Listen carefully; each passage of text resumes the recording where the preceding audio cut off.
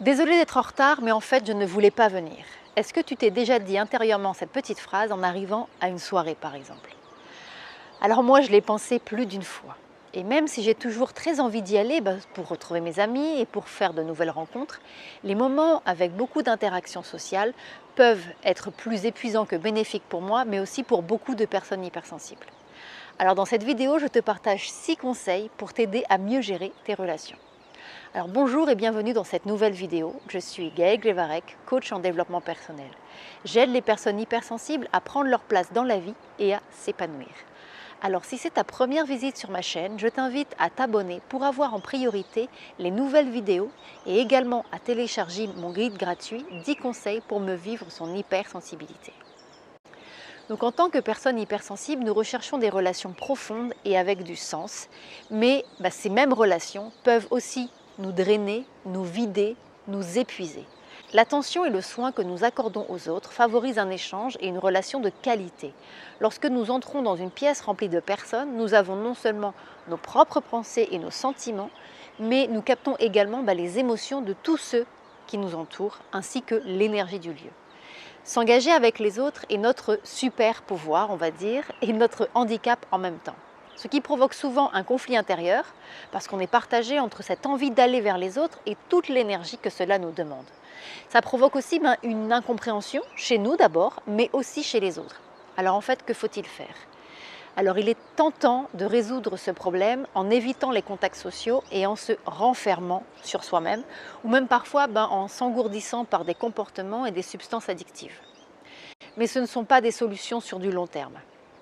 Alors heureusement, nous pouvons trouver des moyens, des petites astuces, des solutions pour créer des liens et on va pouvoir trouver un équilibre entre notre bien-être et également ce qu'on a à offrir aux autres de par notre hypersensibilité. Donc voici 6 secrets pour avoir une vie sociale avec plus d'aisance, de confiance et de satisfaction quand on est hypersensible. Premièrement, accepte ce que tu ressens comme valable, car en fait ça l'est. Si tu es comme moi, l'appréhension et l'angoisse que tu peux ressentir quand tu es amené à avoir beaucoup d'échanges sociaux peuvent provoquer de l'incompréhension, de la frustration, de la culpabilité et même parfois de la honte. Mais en fait, il est tout à fait possible de rendre ces moments plus légers et plus joyeux et tu es capable de les surmonter. Alors est-ce que ça t'arrive d'entendre cette petite voix intérieure qui te blesse avec des questions telles que tu ne peux simplement pas te détendre, prendre du plaisir et juste passer un bon moment comme tout le monde ? Ou alors cette petite voix aussi qui dit que tu n'es vraiment pas sociable et regarde, tu as préféré renoncer à la dernière minute. Alors il est temps de faire taire cette petite voix abusive, ce critique intérieur, tout simplement parce que tu mérites mieux.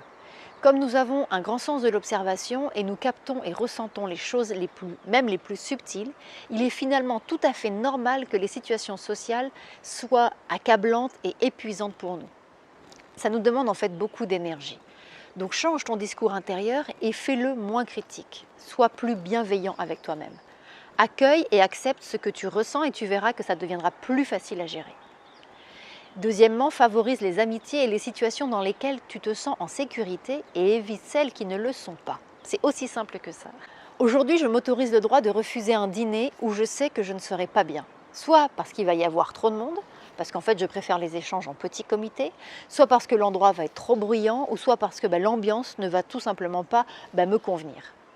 Donc sens-toi complètement libre de choisir de participer à des événements qui ne vont pas être trop stimulants pour toi et bien sûr sans avoir besoin de te justifier et sans culpabiliser. En fait, quel bonheur de se choisir et de choisir son bien-être et de prendre soin de soi. Alors pour ne pas te couper des autres et entretenir tes relations, tu peux proposer de retrouver quelques personnes avec qui tu te sens à l'aise, avec qui tu te sens en confiance. Donc organise une rencontre dans un lieu et un moment qui te convient le plus. En tant que personne hypersensible, nous avons des connexions authentiques avec les autres. Donc n'hésite pas à être moteur, à être force de proposition et à engager des rencontres en fonction des amitiés et des contextes qui te nourrissent le plus. C'est un acte de compassion parce que lorsque tu es au mieux de ta forme, lorsque tu es dans le meilleur de toi-même, tu as également le plus à offrir aux autres. Troisièmement, prépare-toi émotionnellement, mentalement et physiquement avant un moment potentiellement stressant. Parfois, on n'a pas toujours le choix et on peut avoir besoin d'assister à des rassemblements sociaux qui se trouvent au-delà de notre zone de confort, ou nous pouvons vouloir nous mettre un défi avec de nouvelles personnes, de nouvelles expériences, etc. Donc pour réduire l'anxiété et en tirer le meilleur parti, prépare-toi à l'avance. Je trouve que le fait de me reposer davantage, de faire de l'exercice, de pratiquer un bon ancrage et de prendre du temps avant de tels engagements m'aide vraiment à être plus disponible émotionnellement et surtout à mieux profiter de ces rencontres et de ces expériences. Alors demande-toi qu'est-ce qui te ressource et qui t'aide à être au mieux de ta forme, au top. Fais une liste de ce qui peut t'aider et mets tout ça en place avant d'y aller. Quatrièmement, accorde-toi de l'espace et du temps pour te ressourcer après. En tant que personne hypersensible, les échanges sociaux peuvent nous épuiser du fait d'une trop grande sollicitation de notre système nerveux.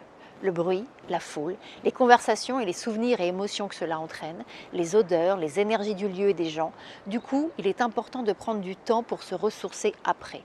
Je trouve qu'avoir de l'espace et du temps pour moi après des activités sociales m'aide vraiment à recharger mes batteries et donc à me sentir mieux.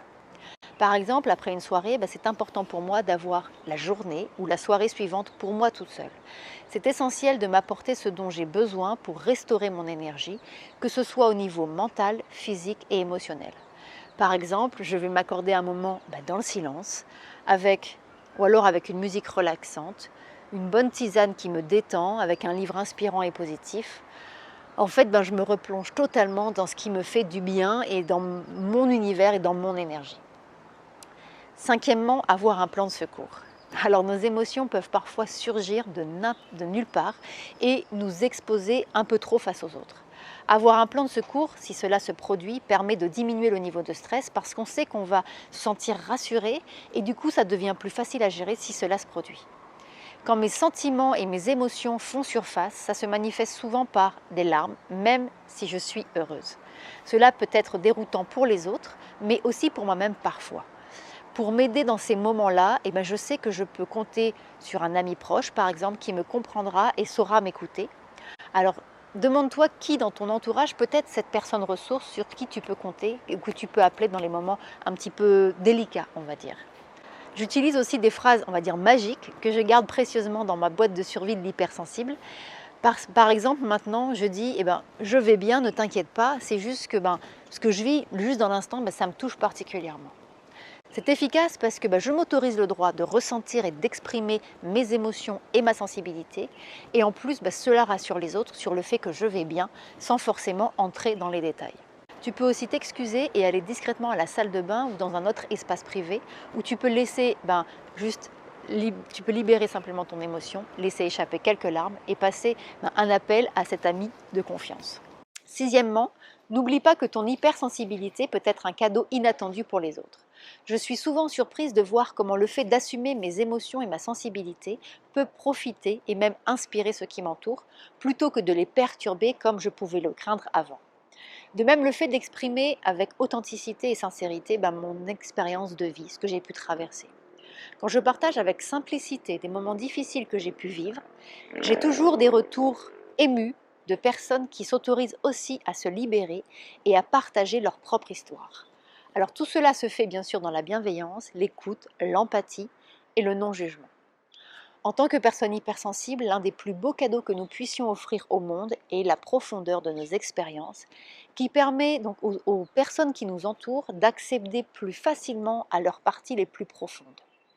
Même si les autres ne réagissent pas de cette manière, il est important de se rappeler que certains le feront ou au moins l'envisageront, si on peut dire.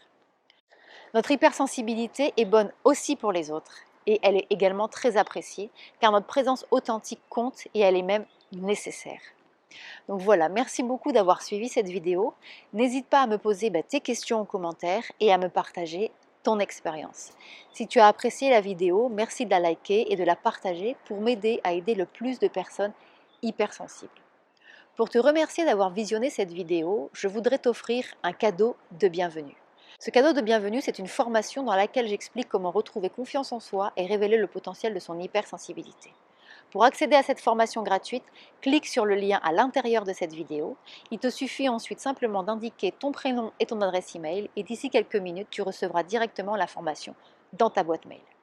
Et si tu visionnes cette vidéo depuis une tablette ou un smartphone, il y a le i comme info en haut à droite de la vidéo, ou encore tu retrouveras tous les liens dans la description juste en dessous. Je te dis à tout de suite de l'autre côté, prends bien soin de toi et surtout, sois doux avec toi.